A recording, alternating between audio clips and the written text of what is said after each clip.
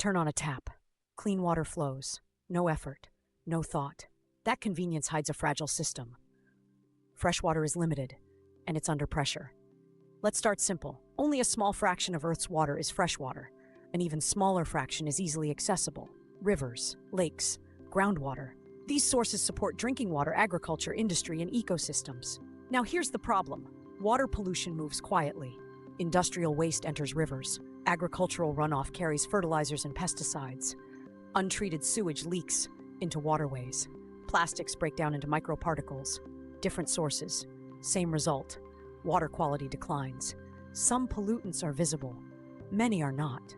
Contaminated water doesn't just look bad, it carries risk. This link between polluted water and disease was proven decisively by John Snow, who showed that contaminated drinking water could spread deadly illness. His work transformed water safety from guesswork into evidence-based public health. Now zoom in on the impacts. Polluted water spreads disease. It harms crops. It kills aquatic life.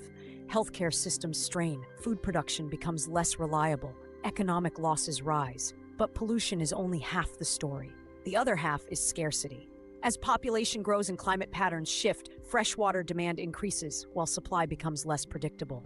Rivers dry up. Groundwater is pumped faster than it can recharge. Cities compete with agriculture and industry for the same limited resource. This is how pollution and scarcity reinforce each other. Now zoom out. The freshwater crisis is global. Some regions face chronic drought. Others experience floods that contaminate water supplies. Many depend on shared rivers that cross national borders. This is why water management is treated as a global priority. Organizations like the United Nations, through agencies such as the World Health Organization and environmental programs, monitor water quality, set safety standards, and support infrastructure planning worldwide. Their work guides investment in water treatment, sanitation systems, and sustainable water use. Now here's the critical question. Can the freshwater crisis be managed? Yes, but only with systems thinking. Pollution must be reduced at the source. Wastewater must be treated before release. Water must be used more efficiently. Ecosystems that recharge water must be protected. Clean water is not just an environmental issue. It's a public health system, an economic asset, a stability factor. Before we end, zoom out one last time. Water teaches a hard lesson. You can't see scarcity until it's too late, and you can't replace freshwater once it's gone.